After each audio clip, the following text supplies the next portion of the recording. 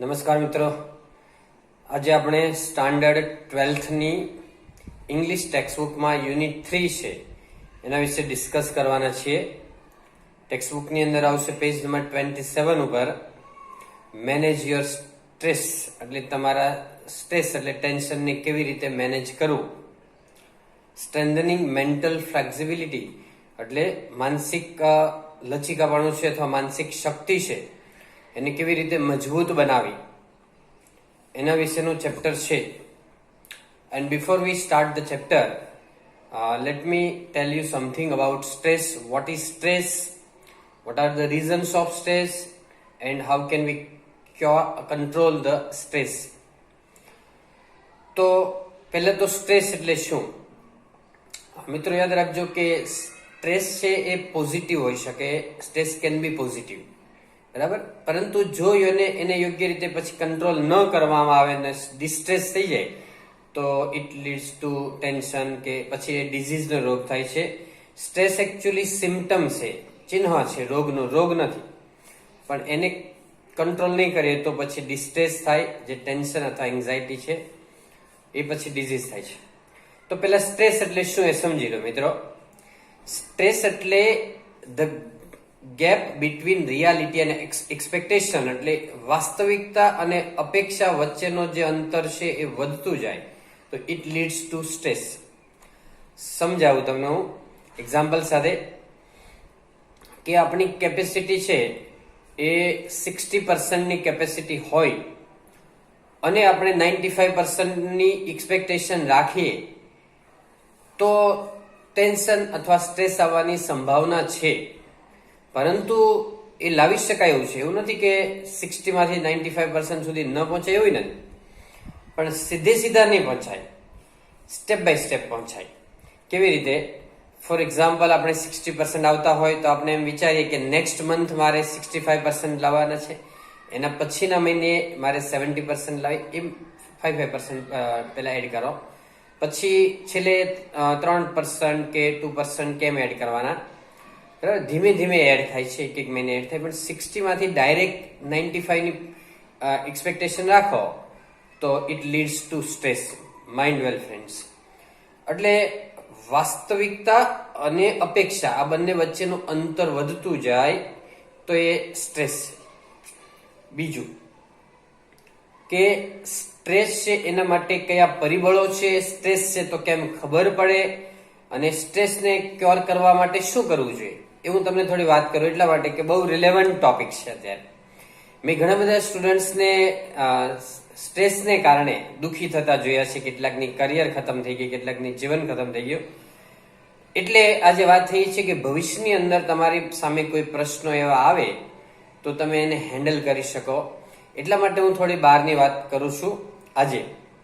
તો આ સ્ટ્રેસની મેં તમને વાત કરી.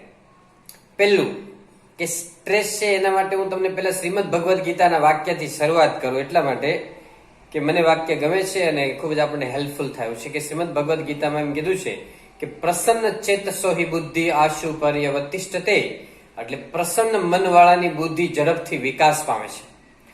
પ્રસન્ન ચેતસો હિ બુદ્ધિ આશુ પર્યવતિષ્ઠતે, એટલે ખરેખર પ્રસન્ન મનવાળાની બુદ્ધિ બહુ ઝડપથી વિકાસ પામે છે. એટલે જેટલા તમે ખુશ રહો, પ્રસન્ન રહો, એટલો વિકાસ મગજનો વધારે થાય.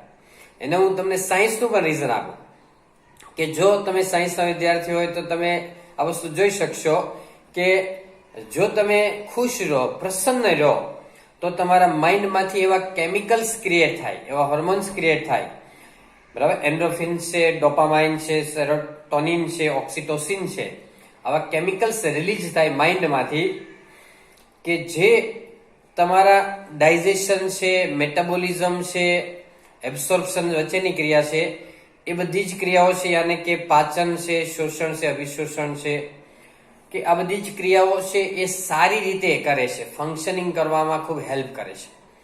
એટલે તમારા કોઈ પણ પ્રોબ્લેમ છે આગળ જતા અટકી જાય. અને જો તમે દુઃખી હોય, ટેન્શન હોય કે કોઈ પણ જાતનું તકલીફ હોય, મુશ્કેલીમાં હોય તો નેગેટિવ કેમિકલ્સ ઉત્પન્ન થાય માઇન્ડમાંથી કે જે તમારી ડાયજેસ્ટિવ સિસ્ટમને ડિસ્ટર્બ કરે, એબ્સોર્પ્શનને ડિસ્ટર્બ કરે, મેટાબોલિઝમને ડિસ્ટર્બ કરી દે. શરીર ડિસ્ટર્બ થાય એટલે મન ડિસ્ટર્બ થાય. કારણ કે healthy mind lies in healthy body. તંદુરસ્ત મન છે તંદુરસ્ત શરીરની અંદર ઘડાય છે. શરીર સારું હોય તો મન સારું થઈ જાય.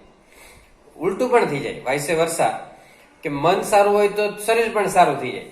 કેવી રીતે સાંભળો, કે કોઈને રોગ થઈ ગયો હોય અને જો સારું મન કરે, એટલે રીડિંગ છે, મેડિટેશન, યોગા કરે, તો એ રોગ નાબૂદ પણ થઈ શકે. નાબૂદ ન થાય તો કંટ્રોલ તો જરૂર થઈ શકે, ત્યાંથી આગળ ન વધી શકે, એવું પણ થઈ શકે. હવે બીજું કે સ્ટ્રેસ છે એના માટેના કયા કારણો હોઈ શકે? ઘણા બધા કારણો છે. એમાંથી કોઈ કારણ છે સ્ટ્રેસ માટેનું કારણ હોઈ શકે. પ્રદૂષણ હોઈ શકે, નોઇઝ પોલ્યુશન છે, કોઈ પણ એર પોલ્યુશન, વોટર પોલ્યુશન, કોઈ પણ પ્રદૂષણ, લાઇટ પોલ્યુશન પણ હોઈ શકે. પછી લાઈફસ્ટાઈલ, આપણી જીવનશૈલી હોઈ શકે, બરાબર, હાઈફાઈ લાઈફસ્ટાઈલને કારણે પણ. ઇરેગ્યુલર હોય તમારા કામમાં, તમે કામ કમ્પ્લીટ ન કરતા હોય, રોજે રોજનું પરફેક્ટ ન કરતા હોય તો પણ થાય. ઘણીવાર ફેમિલી ડિસ્પ્યુટ પણ હોઈ શકે, આર્થિક પ્રશ્નો હોઈ શકે, ફાઇનાન્શિયલ પ્રોબ્લેમ્સ હોઈ શકે, વ્યસન હોઈ શકે. પછી ઇન્ટરનેટ, કમ્પ્યુટરનો મોડી સાંજ સુધી ઉપયોગ કરતા હોય તો થઈ શકે. સાંજે વધુમાં વધુ 6-7 વાગ્યા સુધી કંઈ પણ આવા ગેજેટનો ઉપયોગ કરી શકાય. એના પછી વધારે ઉપયોગ કરશો તો નુકસાન થાય, બહુ નુકસાન થાય. જે ધંધાદારી લોકો છે, ઘરે પણ ઓફિસનું કામ રાત્રે મોડે સુધી કરતા હોય, તો સાંજે જેમાં પછી કોઈ પણ આવું સ્ટફ કામ કરશે તો થશે. મોનોટોનસ લાઈફ હોય, જેના જીવનમાં ચેન્જ ના હોય, મનોરંજન ના હોય, એના માટે પણ આવું થઈ શકે. તો આવી બધી બાબતો છે સ્ટ્રેસ માટેનું કારણ હોય છે. હવે સ્ટ્રેસ છે એના માટેના સિમ્પટમ શું, ચિહ્નો શું? તો એના માટે ઘણીવાર માથું દુખે છે, પેટની અંદર દુખે છે, પરસેવો વળે, પરસ્પાયર થાય છે, ભણવામાં રુચિ ન લાગે, નબળા વિચારો આવે, નબળા વિચારો વારંવાર આવે, બરાબર, ભૂખ ન લાગે. મોટા હોય તો એને બ્લડ પ્રેશર થાય, છાતીમાં દુખાવો પણ થાય, ચેસ્ટ પેઇન થાય. મોટા હોય એને, નાનાને તો બહુ પ્રોબ્લેમ નહીં આવે. ઊંઘ બરાબર ન આવે, બરાબર. તો આ બધા જ કારણો છે એ સિમ્પટમ એટલે ચિહ્નો છે, રોગ નથી હજી. એ તમે એને ટ્રીટમેન્ટ ન કરો, એને અગાઉથી ક્યોર ન કરી લો, તો જ એ પછી રોગની અંદર પરિણમે. આપણે આગળ 11th તમે શીખ્યા હતા કે મોટા ભાગના રોગો છે એ સાયકોસોમેટિક અથવા સાયકોલોજીકલ ડિઝીઝ હોય છે, માનસિક રોગ હોય છે. એટલે જો આપણે લાઈફસ્ટાઈલને આપણે બેલેન્સ ન કરીએ તો ઘણી બધી તકલીફ થવાની સંભાવના રહે છે. એટલે આમાં ઘણા બધા કરી શકાય. હું તમને હજુ પણ થોડાક જ બાબતો કહું છું ખાલી, કે બધી જ તમે ન કરી શકો તો કઈ નહીં, 1-2 થી શરૂઆત કરજો અને પછી તમે ભવિષ્યની અંદર ધીમે ધીમે કરતા આગળ કરી શકાય. પણ 1-2 બાબતથી શરૂઆત કરશો, બધી ન થઈ શકે તો કઈ નહીં. થોડીક બાબતો હું તમને કહું કે આમાં તમે શું કરી શકો. તો તમે એમ કરી શકો કે તમારું બિહેવિયર પોઝિટિવ રાખશો તો પણ ઘણો બધો ફેરફાર થઈ શકશે. એક્સેપ્ટ, જે પરિસ્થિતિ છે એને સ્વીકારી લેવાની, ગુસ્સે નહીં થવા, બરાબર. એક્સરસાઇઝ કરી શકો, યોગા, મેડિટેશન કરી શકો, પછી વોકિંગ કરી શકો, મ્યુઝિક સાંભળી શકો, આલ્ફા મ્યુઝિક ખાસ કરીને. પછી બ્રેઇન જીમ વિડીયો જોવાના, ગૂગલ ઉપર, યુટ્યુબ ઉપરથી બ્રેઇન જીમને લગતા એની એક્ટિવિટી કરવાની. રોજનું કામ રોજે કરવાનું, બંને હાથે કામ કરવાનો પ્રયત્ન કરવાનો. જ્ઞાન મુદ્રામાં બેસવાનું. રિવર્સ નંબર બોલવાનો છે, 99, 98, 97, 96, 95, 94, એ રીતે રિવર્સમાં નંબર બોલવાના. પગલા ગણવાના, સ્ટેપ્સ એટલે પગથિયા અથવા પગલા પણ ગણાય. ઓમકાર અથવા ગાયત્રી મંત્ર જેવા કોઈ પણ શ્લોક કે ચાલીસાનું રટણ કરવાનું. હનુમાન ચાલીસા છે, ગાયત્રી ચાલીસા છે, શિવ ચાલીસા છે, પત્ની ચાલીસા, સોરી, હમણાં પત્ની ચાલીસા રહેવા દો, બાકીની કોઈ પણ ચાલીસા છે એનું રટણ કરવાનું છે. ત્યાર પછી ઊંડા શ્વાસ લઈ શકાય, બંને હાથે કામ કરી શકાય. ટાઈમમાં જેટલા ચોક્કસ હોય, થોડો ઘણો શોખમાં પણ સમય ફાળવો, શોખની પ્રવૃત્તિ પણ કરો. માનસિક આરામ મળે એટલે સમાજના ટચમાં રહો, મિત્રોમાં પણ વધારે ટાઈમ વેસ્ટ નહીં કરો. મિત્રો અને સગા સંબંધીઓ, જો એમાં બહુ ઓછા મિત્રો હોય, સગા સંબંધીઓ બહુ જલ્દી ભળતા ન હોય તો શિક્ષકોના પણ કોન્ટેક્ટમાં રહી શકાય. મિત્રો, એક વાત હું કહું કે જિંદગીમાં ગમે ત્યારે મુશ્કેલી આવે તો એક જ ટીચર તો એવા તમને આખી જિંદગીમાં એવા મળ્યા જ હોય કે જેને તમને એવું લાગે કે હું આને વાત કરી શકું. કોઈ પણ આખી જિંદગીમાં એક શિક્ષક એવા હોય જ કે જેને તમે વાત કરી શકો. તો એ શિક્ષકને પણ તમે વાત કરી શકો, ડોક્ટરને પણ વાત કરી શકો. એટલે મારો એવો પ્રયત્ન છે કે ભવિષ્યમાં મારા અગાઉ જે વિદ્યાર્થી મિત્રોને સહન કરવું પડ્યું એ તમારે ન સહન કરવું પડે, એટલા માટે આવી થોડીક નાની બાબતો યાદ રાખજો. ઘણું બધું કરી શકાય, પણ આપણી પાસે અત્યારે ટાઈમની લિમિટેશન હોય એટલે આપણે વધારે વાત નથી કરતા. પણ આપણે હવે પેજ નંબર 27 ઉપર ટેક્સ્ટબુકમાં રીડ 1 કરાવે છે, યુનિટ 3 અને રીડ 1 કરાવીએ છીએ. એમાં ધ્યાન આપો મિત્રો. તો પેજ નંબર 27 ઉપર આપણે ચાલુ કરીએ છીએ. માઇન્ડ, ઇમોશન્સ, મેનેજ યોર સ્ટ્રેસમાં જો mind, emotions and body are all closely interlink and always work together. મન, લાગણીઓ અને શરીર એકબીજા સાથે ગાઢ રીતે જોડાયેલા છે, ઇન્ટરલિંક થયેલા છે અને સાથે કામ કરે છે, બેલેન્સમાં કામ કરે છે. It helps you distinguish them more clearly if you try to understand them separately. જો તમે એને ત્રણેયને જુદા જુદા સમજવાનો પ્રયત્ન કરો તો તે તમને સારી રીતે કેવી રીતે કામ કરે છે સ્પષ્ટ રીતે સમજવામાં મદદ કરશે. ડિસ્ટિંગ્વિશ એટલે ઓળખવું, જુદું પાડવું. Your mental capacities are your abilities to concentrate, to take in new information, to remember old and new information, and to be in a position to think logically. તમારી માનસિક શક્તિઓ છે એ તમને મનને એકાગ્ર કરવામાં મદદ કરે, નવી માહિતી મેળવવામાં, જૂની અને નવી માહિતીને યાદ કરી અને લોજિકલ સ્થિતિમાં યાની કે તાર્કિક પરિસ્થિતિમાં આવવામાં અથવા નિર્ણય લેવામાં તમને હેલ્પ કરે છે. You need your mental capacity in order to study, to work, to impose a constructive and workable order on your life and to make rational day-to-day decisions. Rational એટલે પણ તાર્કિક થાય, લોજિકલ. માનસિક શક્તિઓની ક્યાં જરૂર પડે તમારે? તો તમારે કામ કરવા માટે, રચનાત્મક અથવા જીવનની અંદર કોઈ પણ કાર્ય કરવા માટે, તાર્કિક નિર્ણય લેવા માટે રોજબરોજના તમને જરૂર પડે માનસિક શક્તિ અથવા માનસિક કેપેસિટીની. For example, if you had the choice of walking to work or taking the car, the fact that it was raining hard and you had a cold could lead you to the decision that it was better to take the car.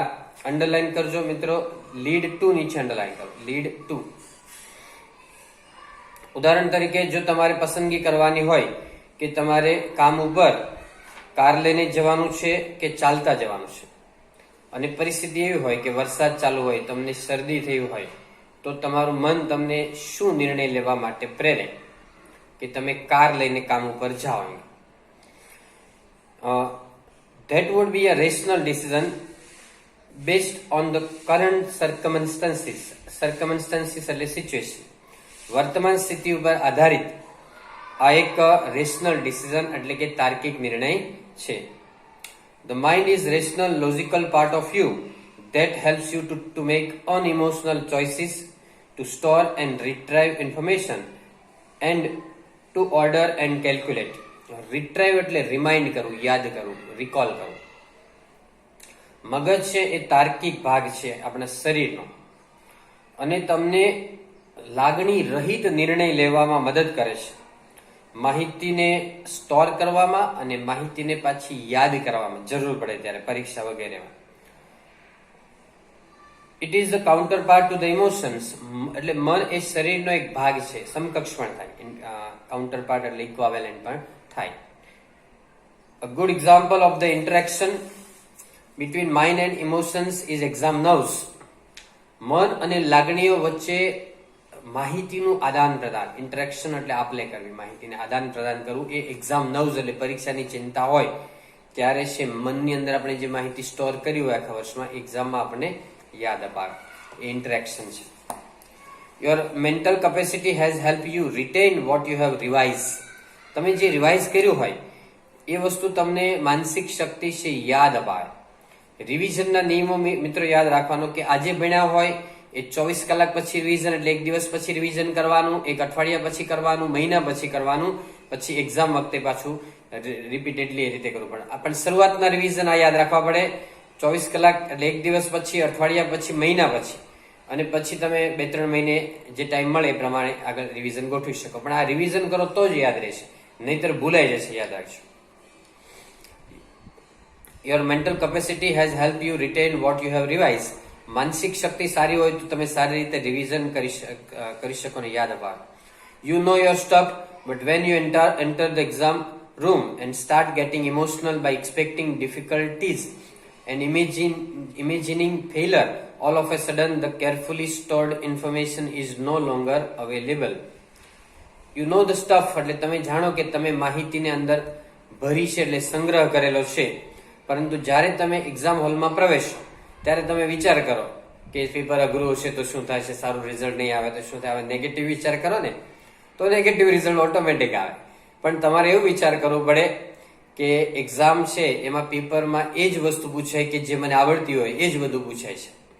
હું લીટીઓ છોડીને છેકછાક વગર ખૂબ જ સારું to the point લખી શકું છું, એકદમ ઓર્ડરમાં પેપર લખી શકું છું. આવું મનમાં વિચારવાનું. પછી મારા પેપર ચેક કરતા હોય શિક્ષક તરીકે ખૂબ ખુશ થાય છે, મજા આવે છે, ફૂલ માર્ક્સ આપે છે મને અને મને સારું રિઝલ્ટ આવે, હું આ જગ્યાએ એડમિશન મેળવું છું. એવું તમારે પોઝિટિવ વિચાર કરવાનો તો પોઝિટિવ રિઝલ્ટ આવે. Whatever a human mind can conceive and believe, it can achieve it. માણસનું મન જે કંઈ ધારે છે, માને છે એ અચીવ કરે છે. એટલે જે વિચારો એવું જ બને. Whatever you think that ever you become. જેવું વિચારો એવા જ બનશો તમે. તો અંડરલાઈન કરો મિત્રો. સ્ટાર્ટ ગેટિંગ, સ્ટાર્ટ પછી આઈએનજી આવે. બાય એક્સપેક્ટિંગ એટલે બાય પછી આઈએનજી આવે. કોઈ પણ પ્રેપોઝિશન પછી આઈએનજી આવશે. એક્સપેક્ટ એટલે અપેક્ષા રાખવી. એક્સપેક્ટેશન આપણે એક્સપેક્ટ કહીએ છીએ, એ એક્સપેક્ટ કહેવાય. અને તમને કાલ્પનિક વિચારોમાં તમે પરીક્ષા ખંડમાં જાઓ, કાલ્પનિક વિચારો આવે, નબળા વિચારો આવે એટલે ખરાબ પેપર જાય. અને સારા વિચારો કરો તો સારું જાય. સારા વિચારો કેવી રીતે આવે? યોગા અને પ્રાણાયામથી સારા વિચારો આવે, મેડિટેશનથી. Your emotions have barred the way to your inner information store. તમારી લાગણી છે તમારા માહિતીના સ્ટોર, આંતરિક માહિતીના સ્ટોરમાં અવરોધરૂપ બની શકે નેગેટિવ ફિલિંગ હોય તો. Do you find yourself reacting in any of the following ways? તમે નીચેની કોઈ પણ રીતે તમારી જાતને આ વસ્તુ લાગુ પડે છે, તમારી જાતને જુઓ છો, રિએક્શન આપો છો. You find it difficult to concentrate on things. તમે એકાગ્રતાનો તમને પ્રશ્ન છે. Your memory is letting you down frequently. વારંવાર તમને તમારી સ્મૃતિ છે એ નુકસાન પહોંચાડે એટલે ભૂલી જવાય છે વારંવાર. એમ કે You have lots of different things on your mind but cannot grasp a clear thought. મનની અંદર ઘણા બધા વિચારો ચાલતા હોય, ઘણા બધા કામ કરવા એવું, પરંતુ કોઈ ચોક્કસ વિચાર ઉપર કામ કરી શકતા નથી. કોઈ પણ એક વિચાર ઉપર કામ ચાલુ કરવા, બધા જ વિચારો એક સાથે નહીં થઈ શકે. You are often undecided these days and this is untypical for you. તમે વારંવાર નિર્ણય ન લઈ શકતા હોય અને તમારા માટે અનટિપિકલ છે. ટિપિકલ એટલે તમારી વિશેષતા, પણ તમારા સ્વભાવની વિરુદ્ધ છે. આમ તો તમારો સ્વભાવ એવો છે કે તમે ડિસિઝન લઈ શકો, પણ હમણાં એવું બને છે કે તમે કઈ સારો નિર્ણય ન લઈ શકતા હોય. You make no longer to do task that you are able to complete quite quickly before. પહેલા તમે ખૂબ ઝડપથી જે કાર્યો કરી શકતા હતા એ કાર્યોમાં અત્યારે તમને શું વધારે તકલીફ પડે છે કાર્યો કરવામાં. You start lots of things but don't finish any. ઘણા બધા કાર્યો કરી શકો, શરૂ કરો, પરંતુ કોઈ પૂરા નથી કરી શકતા. બરાબર. તો જેક ઓફ ઓલ એમ કહેવત છે ઇંગ્લિશમાં, Jack of all but master of none. કે ઘણા બધા કાર્યો છે ને એ એક સાથે મલ્ટીટાસ્કિંગ પર્સનાલિટી હોય ને, ઘણા બધા કાર્યો કરે ખરા, પરંતુ એક કાર્ય પૂરું ન કરી શકે. તો એ મલ્ટીટાસ્કિંગ પર્સનાલિટી ઘણી વાર સારી પણ હોઈ શકે. જો પૂરા કાર્યો કરી શકે તો સારી પણ હોઈ શકે, પણ જો કાર્ય પૂરા ન કરી શકતા હોય તો એ તકલીફમાં પણ મૂકી શકે. એટલે કોઈ પણ કાર્ય છે એ પૂરું કરવામાં માનવાનું, ભલે ઓછા કાર્યો થાય પણ જેટલું થાય એટલું પરફેક્ટ કરવા માનવાનું. If yes, then it gives a sign of mental stress present in you. જો ઉપરનામાંથી કોઈ પણ પ્રશ્નનો જવાબ હા હોય તો તમારા મનની અંદર માનસિક તણાવ છે થોડોક, એ યાદ રાખવાનો. મિત્રો થોડોક સ્ટ્રેસ તો હોવો જ જોઈએ. જો તમને બિલકુલ સ્ટ્રેસ નહીં હોય તો તમારા પેરેન્ટ્સને ટેન્શન આવી જશે. એટલે થોડુંક સ્ટ્રેસ તો હોવું જોઈએ, બિલકુલ સ્ટ્રેસ નહીં હોવું જોઈએ નહીં. સ્ટ્રેસ થોડોક ફાયદાકારક છે, વધારે પડતો સ્ટ્રેસ થાય તો નુકસાનકારક છે. The better you deal with stress, the less your mental capacity will be affected. Underline કરો the better અને the less. એ ડબલ કમ્પેરેટિવના ગ્રામરના ટોપિકમાં છે, જોઈ લેજો આપણી ચેનલ ઉપર ફોરમ ટ્યુટોરિયલ્સમાં. તો જેટલો તમે સ્ટ્રેસને સારી રીતે મેનેજ કરી શકો એટલી તમારી માનસિક શક્તિઓનો વિકાસ થશે. The following exercises will help you build better stress resilience and rebalance yourself if your mental capacity has already started to suffer due to stress.